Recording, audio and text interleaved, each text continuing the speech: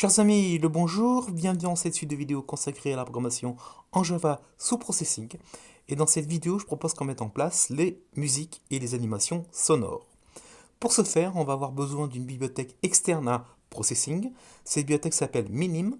Donc on l'avait demandé de l'installer en tout début de première vidéo. Si ce n'est pas le cas, on va l'installer maintenant. Eh bien, vous allez dans Processing, vous allez dans Sketch, Import bibliothèque ou Import library, vous allez dans Add library, et vous allez chercher une bibliothèque qui s'appelle Minimum. Minim. Et elle s'appelle Minim. Donc celle-ci, si ce n'est pas ici activé, vous l'installez. Donc vous venez ici, vous faites un install. Actuellement, à la date d'aujourd'hui, c'est la version 2.2.2 qui fonctionne. Donc il faut absolument installer cette bibliothèque Minimum pour gérer le son dans nos jeux vidéo. Quand l'installation est effectuée, il faut maintenant importer les fichiers dont on a besoin. Donc vous allez taper cette ligne ici, donc faites un import, plus loin ddf.min.star, point virgule bien sûr. Donc grâce à cet import, on aura accès à tous les objets que contiennent la bibliothèque Minim. Donc on a importé la bibliothèque, et maintenant on va créer un objet qui va gérer le son. Pour gérer le son, on va utiliser un objet global qu'on va nommer gmin. Donc ici, on a un objet de type minim. En fait, c'est minimum, mais bon, minim. Et je l'appelle gminim, G pour global. Donc on va utiliser un seul objet qui va ensuite être capable de gérer les les sons et les animations sonores dans nos jeux vidéo. Donc on reprend, on importe ddf.minimum.star, point virgule bien sûr. On crée un objet de type minimum, on l'appelle gminim, en G pour dire global, et maintenant on va créer cet objet. Alors la création de l'objet est un peu spéciale. Il faut stipuler à la bibliothèque minimum le projet actuel. Alors pour passer le projet actuel, on va le passer ici dans un mot réservé du Java qui est 10. Celui-ci, celui-là. On lui dit quoi? Construit l'objet gmin est un new minim et on lui passe directement à l'intérieur de la parenthèse 10. 10 fait référence à mon projet. Il a besoin de connaître le projet actuel. D'accord? Donc on n'oublie pas, le 10, c'est très très très important. Dans mon répertoire assets, vous allez trouver deux répertoires distincts que sont un répertoire via musics avec un S et un autre répertoire via sounds. En effet, il va y avoir une différence entre les musiques. Donc généralement, ce sont des musiques en MP3 qui durent assez longtemps, qui durent 2-3 minutes. Et vous avez des sons qui seront en général de type .wave, qui durent très très peu de temps. C'est quelque chose de très bref. Donc les musiques seront donc contenues dans le programme, mais elles seront lues de façon en stream. Donc elles sont streamées, elles seront lues au fur et à mesure. Par contre, le son seront directement importées dans la mémoire du programme et elles seront exécutées à l'instant où on décide qu'elles s'exécutent.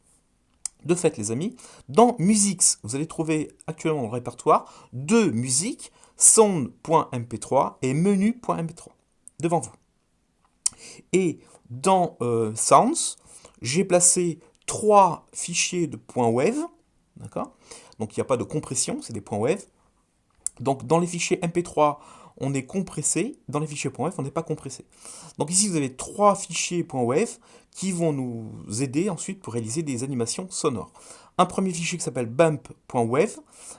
Donc on va utiliser ce bump, chaque fois que la balle rencontrera le paddle, on va émettre le son bump. Chaque fois que donc un fichier qui s'appelle explosion.wave, chaque fois que la balle rencontre une brique, eh bien il y a explosion de la brique, on va faire explosion.wave. Et quand la balle est perdue, pour faire réapparaître la balle à partir du paddle, on vient la verrouiller si vous préférez, on va faire un son spawn. Et bien maintenant, il faut mettre en œuvre ces choses-ci. Il faut donc maintenant créer deux fichiers qui vont contenir mes musiques. On va commencer par les musiques, d'accord? Dans le game stage, on va mettre une musique qui correspond à ce fichier-ci, donc je vais dans musique, je vais afficher song.mp3, et dans mon conclude stage, qui est ici, dans mon conclude stage, quand le conclude stage va apparaître à l'écran, on va lui faire jouer la musique menu.mp3.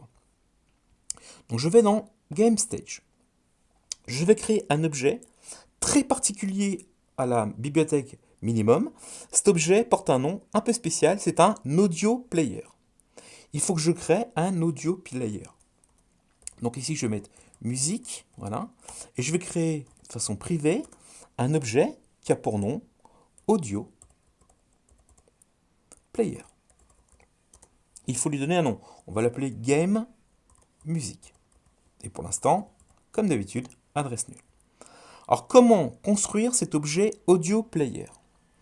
Juste après le super, on va demander à la bibliothèque minimum de mettre en mémoire, de précharger, pour ensuite effectuer le streaming, ce fichier musique. Donc je vais dire que game music est égal à quoi? Je prends l'objet qui est ici en global, cet objet-ci. Donc j'ai minimum, et je retourne dans mon GameStage, je dis, le game music, c'est en fait mon objet manager, si vous préférez du son, le JMinimum, c'est une sorte de manager pour le son, point load, et je vais charger le fichier en stipulant le chemin d'accès à ce fichier. Donc le fichier, c'est data, d'accord. Ensuite, musix, avec un S, et le fichier se nomme sang.mp3. Donc sang.mp3. Et vous lui passez rien d'autre. Donc là, de mémoire, là, ici, je viens de mettre à demeure une musique pour ensuite la jouer. De même, je vais copier ceci, parce que je suis quelqu'un de feignant. Je viens ici, je vais dans Conclu Stage, et juste après mes labels, je vais créer ici un objet, toujours de type Audio Player. Alors je ne vais pas l'appeler Game Music, je vais l'appeler Conclu Music, voilà. Et je vais également créer ce Conclu Music, comment? Eh bien, je m'inspire de ce que j'ai fait ici, je prends cela, donc ce Conclu Music, c'est en fait, c'est quoi? Donc juste après le super, voilà, pourquoi pas ici. Donc je mets en super, donc le Conclu Music, c'est quoi? Eh bien, c'est GMinimum, donc mon objet global de gestion de son, load file, et le fichier s'appelle menu.mp3. Donc menu.mp3. Je dis n'importe quoi. Menu.mp3. Bien. Le souci, c'est quand doit-on mettre en lecture ces fichiers? Retournons dans le Game Stage. On pourrait commencer à lire le fichier à partir de constructeurs. Soyons plus intelligents que ceci. Nous avons deux méthodes. Une méthode qui s'appelle, donc je vais tout en bas, une méthode qui s'appelle onHunter, qui est exécutée lorsqu'on arrive dans le Game Stage, et une méthode qui s'appelle onExit lorsque je quitte le Game Stage. Je vais donc maîtriser mes deux méthodes onHunter et onExit. onHunter, je vais mettre en route la lecture de la musique, et onExit, je vais arrêter la musique. De fait, alors on va mettre un petit peu de place pour que vous voyez mieux. Dans onHunter, qu'est-ce que je vais faire? Eh bien, tout d'abord, je vais tester si tout s'est bien passé, si le fichier de la musique a bien été chargé. Toujours vérifier l'existence de vos objets, c'est très important. Donc, je regarde, c'est if game music, est-ce qu'elle est non nulle? J'essaye pas de jouer une musique qui n'existe pas. Donc, si à l'entrée, j'ai bien créé mon game music, eh bien, vous allez trouver dans la bibliothèque minimum une méthode pour lire le fichier en boucle, c'est loop. Donc on peut lire plusieurs façons le fichier, en boucle une seule fois, etc. Donc une musique en général dans un jeu se joue en boucle. Donc je vais faire game, mais là je vous renvoie à la documentation de la bibliothèque Gmin. Donc je fais game music.loop, tout simplement. Donc le fichier va être lu de façon continue. Donc quand il a atteint la fin du fichier, il relance le fichier à nouveau. Quand je vais sortir de ma fenêtre Game Stage, je vais arrêter cette musique-ci, vous sentez bien, pour qu'ensuite on puisse y mettre une autre. Eh bien, dans la bibliothèque minimum, vous allez trouver une méthode qui permet de stopper le game music. Donc c'est game music.close.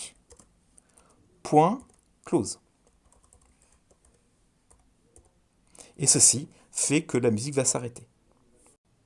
Mais attention, je ne peux pas également fermer le fichier sans valider l'existence de ce fichier. Donc de même, il faut que je fasse un if game music, est-ce qu'il est non nul? Je ne peux pas fermer ce fichier si ce fichier n'existe pas. Donc le programme se mettrait en erreur. Donc je vais copier ceci à la condition que ce fichier, bien sûr, existe. Donc là, nous avons à l'entrée nous allons mettre la musique en marche et en sortant, nous demanderons à la musique de s'arrêter. Vous avez compris, je vais faire exactement les mêmes actions. Donc je vais copier ceci. Je vais faire exactement les mêmes actions sur le conclu stage. Donc je vais dans le conclu stage, je vais tout en bas dans mon Enter ici. Donc après avoir mis en place le message, je vais maintenant ici voir si ma conclu musique, donc voir si ma conclu musique existe. Bah, s'il existe, qu'est-ce que je fais? Bah, je fais conclu musique.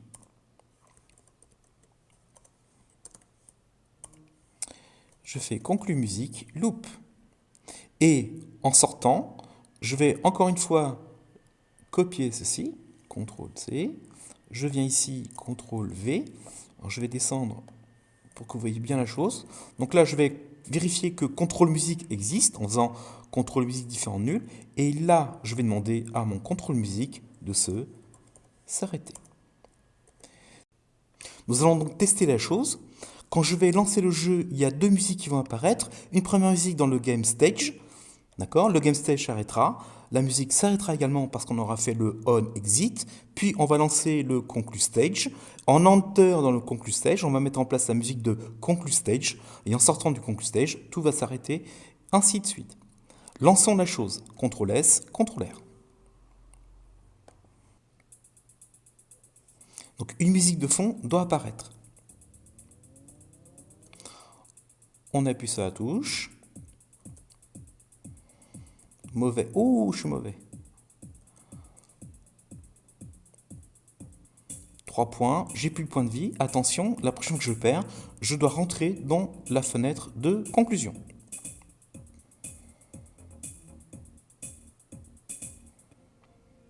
La musique s'est arrêtée du game stage. Une nouvelle musique doit apparaître.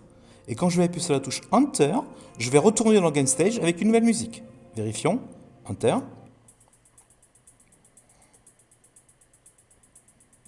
Donc c'est comme cela qu'on va gérer les musiques dans notre jeu.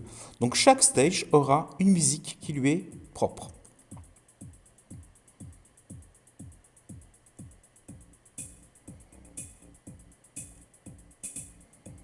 Allez, on recommence. 9 points, plus de points de vie.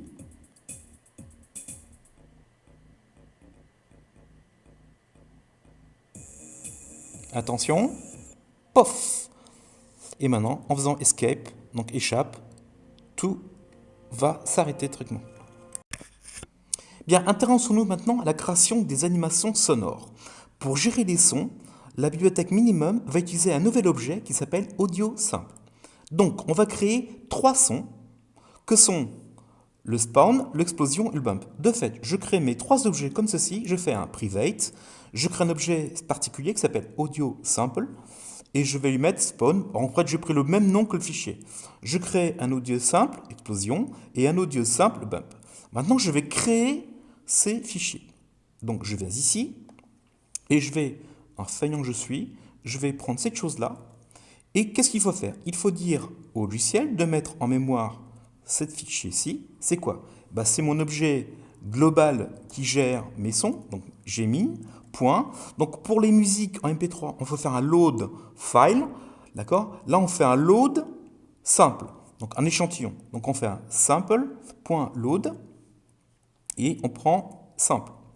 On va stipuler le chemin d'accès, donc le son sont dans un répertoire sounds, puis il s'appelle, je dois encore l'avoir en mémoire, CTRL-V, oui, .wave.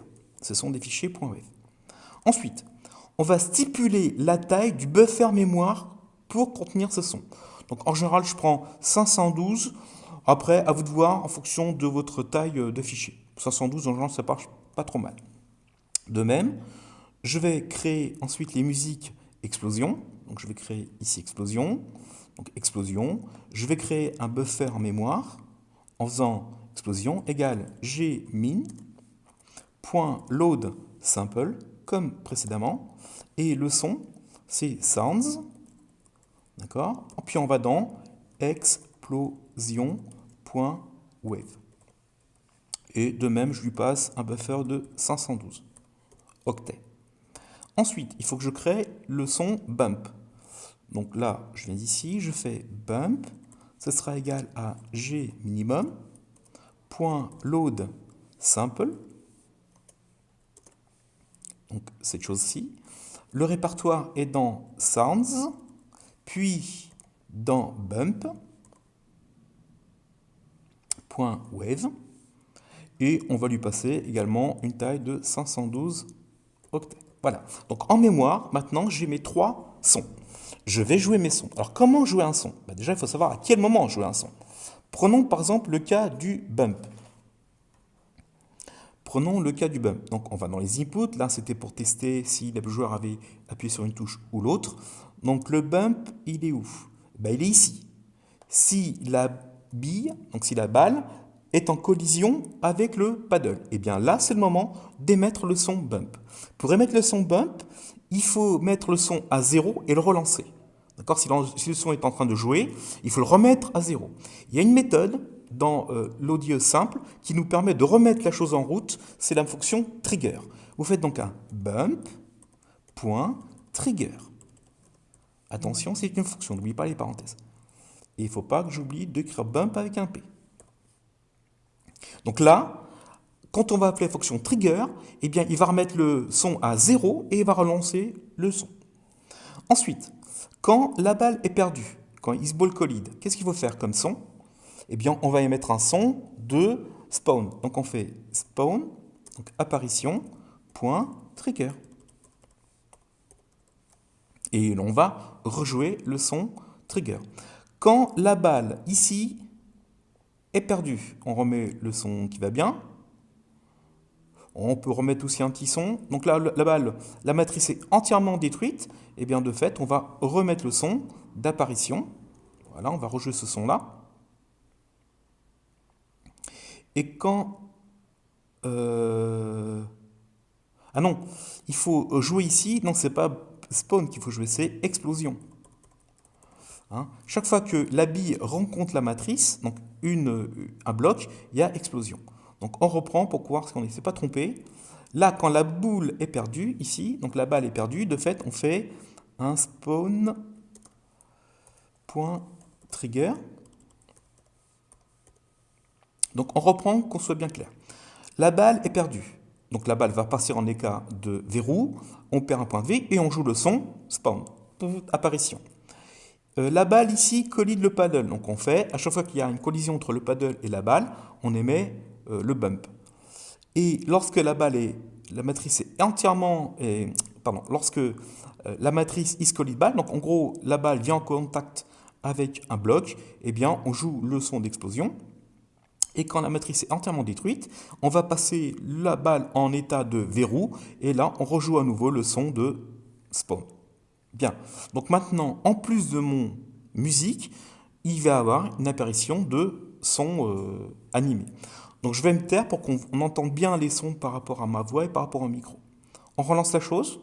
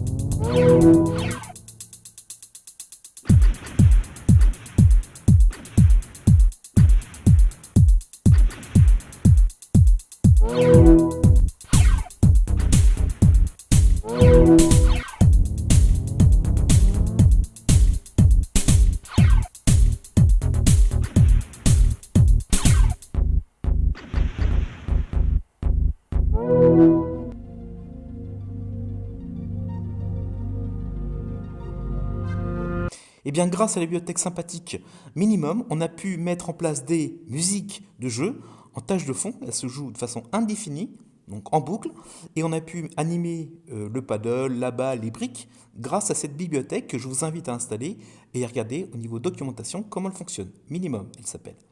La prochaine fois, on verra comment mettre en place un fichier exécutable pour ensuite pouvoir jouer à notre jeu sans avoir a priori installé Processing. Merci pour votre écoute et à très bientôt.